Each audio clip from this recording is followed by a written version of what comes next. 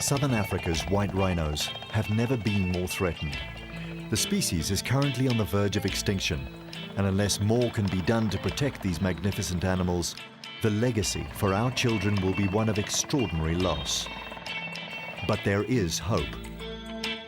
Whilst this is a story about rhinos, it's also a story about people and partnerships that will ensure a positive legacy for generations to come. In the race against time for the white rhino, this is a story about what a few people with the will and determination can do when they come together with a goal in mind. This is a story about powering possibilities. Rhino poaching is not simply about people poaching rhinos.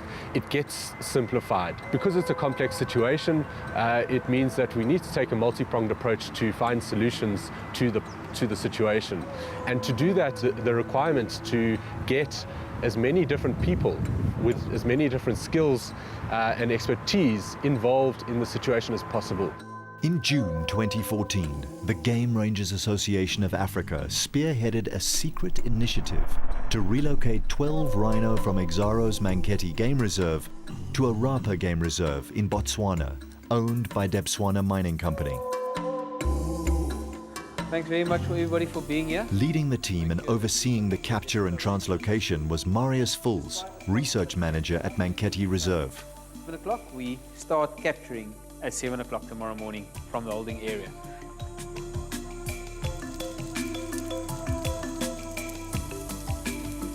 It's like a responsibility. To me, it's about caring. Do we really care? You know, Africa means something. Animals and our nature and our ecosystems is part and parcel of Africa. We would like to get people to understand that that responsibility and accountability lies with us, everybody, all of us.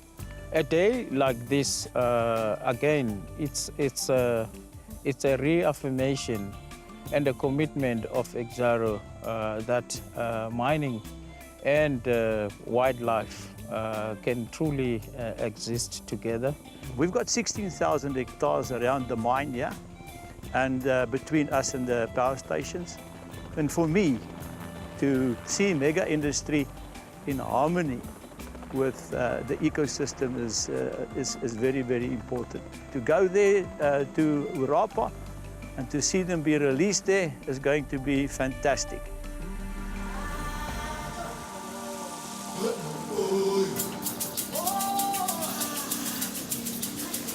The next day, the sun rose over a determined crew.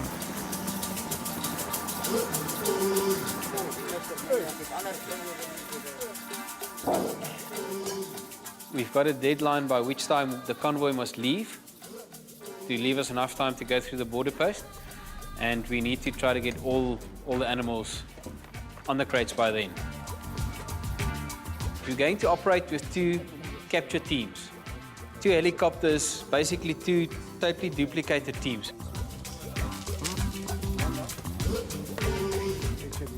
Ons gaan 'n veearts op die grond hê en 'n veearts in die lug hê. Ons gaan ingaan, pyltjie in die renoster sien, sit. Die vangspan of die recovery span gaan redelik naby wees op daai stadium. Helikopter, julle moet ons dan asseblief help om die ouens in te lei. Julle het radio's vir elke helikopter moet asseblief met sy grondspan kan praat sonder probleme.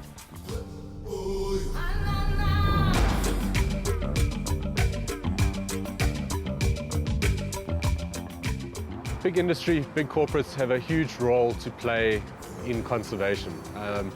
Some of them do own large tracts of land, natural landscapes, which can contribute positively towards conservation and the sustainability also of their operations. And I think that was very important from our side. It was an amazing opportunity to bring these 2 partners in the project, Exxaro being one of them, who really from the outset were so committed to the project, and they bought into it, seeing the value beyond any monetary value. They saw the conservation value of this project and they wanted to be part of it. Liftoff, and the hunt for the rhino begins.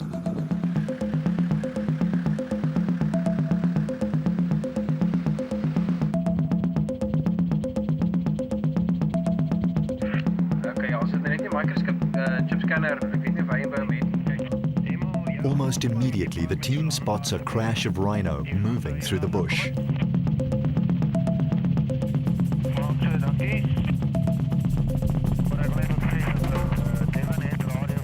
As Dr. Maria readies the M99 tranquilizer dart, the pilot has to track the rhino from the air in order to get the best angle.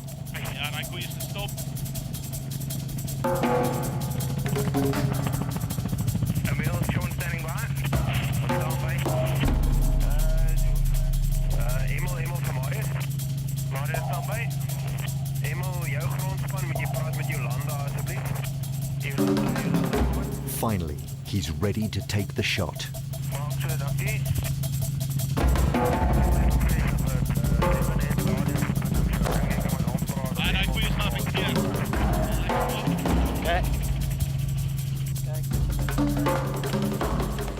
The ground vehicles get the go-ahead to move in.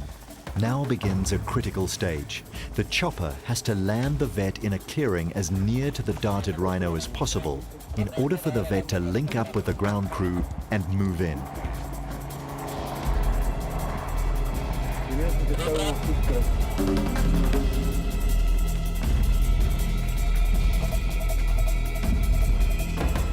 The tranquilizer dart seems to have taken effect, but you can never be too sure, and a cautious approach is advised.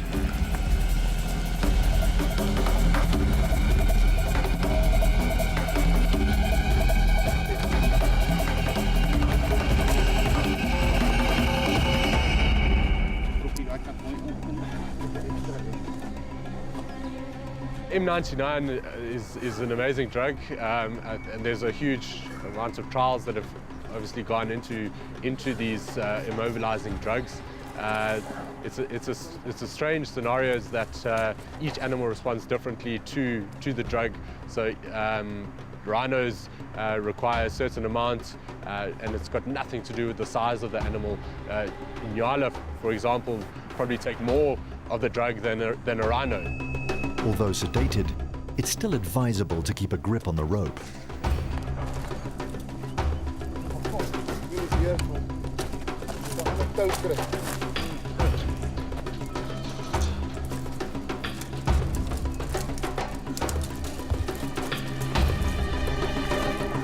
Eventually, she goes down. The horn on this female is breathtaking, and on this occasion, it's perfectly safe.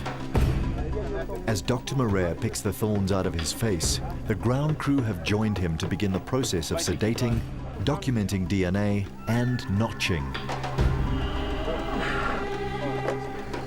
In under 15 minutes, the animal is ready to be loaded up for the journey. Not an easy undertaking.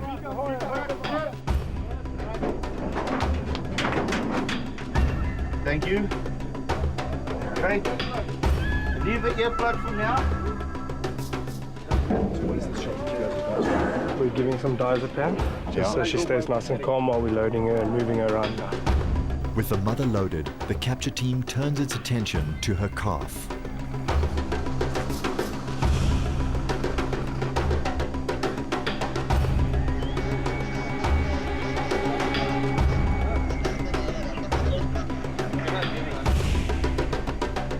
The team works expertly to keep the tranquilized rhino calm. All horns are microchipped. Then the drilled holes are sealed with a resin. Being a vet in the rhino capture game means sometimes behaving like a rugby front row forward.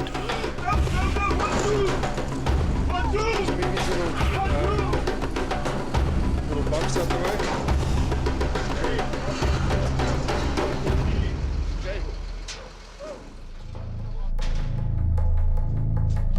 actually gone well considering what happened. I think everything went great. The first dart was seems to have been unsuccessful. The animal was not affected at all, so it made it a little bit more challenging. But taking everything into consideration, I think everything went great. With no time to waste, the hunt resumes. While the threat of poaching is one of the major reasons for this translocation, the moving of rhinos to Botswana also increases genetic diversity across borders in sub-Saharan Africa. Traditionally, rhinos are ranging animals, but because their habitat has shrunk considerably with human sprawl, it has become an imperative to manage genetic diversity.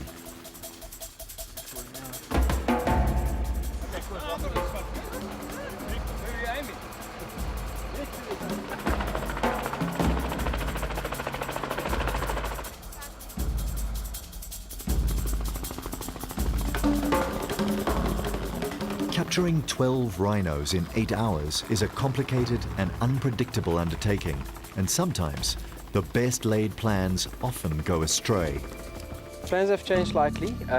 We've been looking for 2 cows that's got bull calves with them, but we've been flying for a bit more than an hour now and we haven't found the bull calves. So what we're going to do, we're just going to dart 2 cows. And they've actually just now found a nice adult cow with a fairly big heifer that's at breeding age. So we're going to dart those 2 and we're not going to do the bulls anymore, because the whole purpose of this thing is actually to send them breeding animals to Botswana.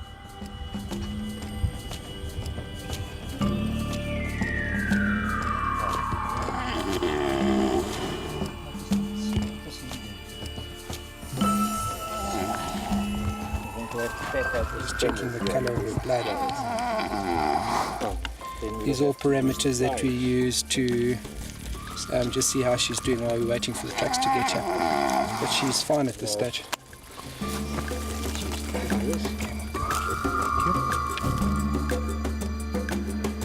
Leader of Capture Team 2, vet Eric Verreyn, fastens an ankle collar for tracking purposes.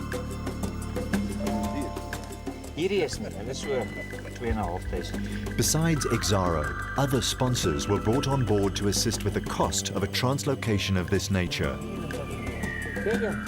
The project would not have happened if it weren't for the sponsors, and for which we are really, really grateful. The Jenna Clifford Foundation, through the CEO, Dex Kotzer, they donated a healthy sum of money to us to assist in the translocation of the animals. We also had Roman's Pizza, Zurich Insurance, really out-of-the-box sponsors for Rhino project. It was also exciting to have their actual participation in the project on the day in terms of the translocation. They were there, they wanted to be part of it and see conservation in action.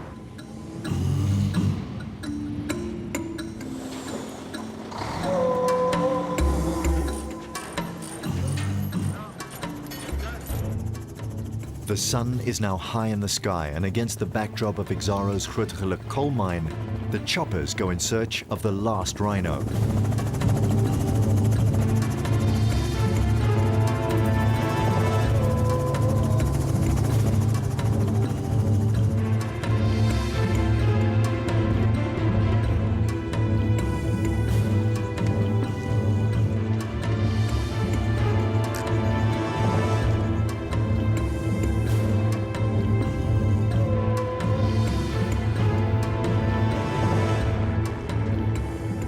Each captured rhino has a series of notches cut into the ear in order to identify animals individually.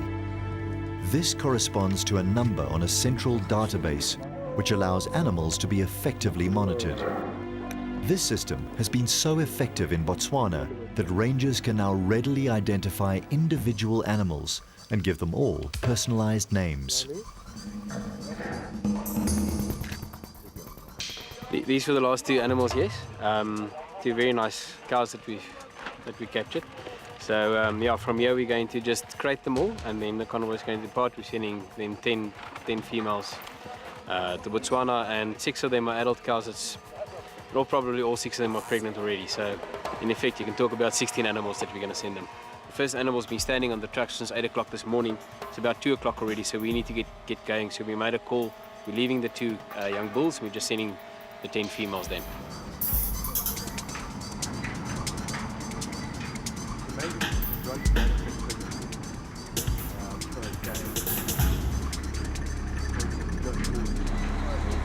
Back at base, everything is readied for the long haul to Botswana.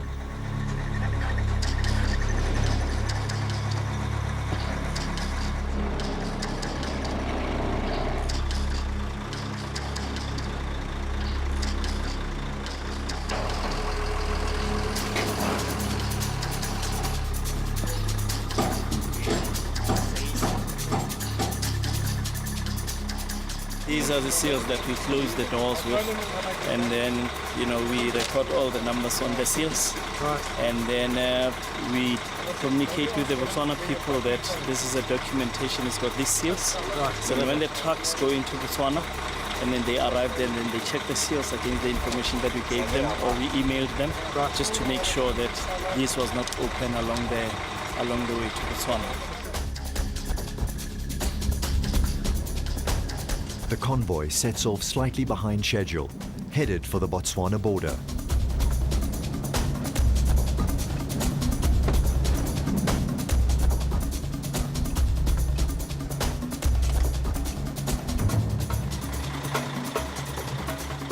Dr. Moret insists on a final check of the rhino before the sun sets.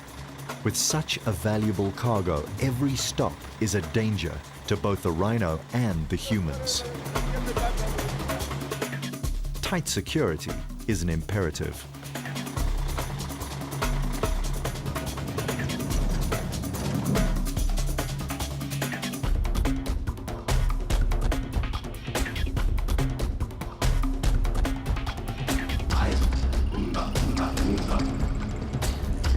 Groblersbrug border post is only 2 hours away and the convoy arrives just after sunset. The aim is to drive through the night and release the rhino early the next morning, making sure that they spend the least amount of time in the crates as possible. Everything is going according to plan. The convoy waits to get clearance to go through the border to get to Botswana. They wait and wait and wait.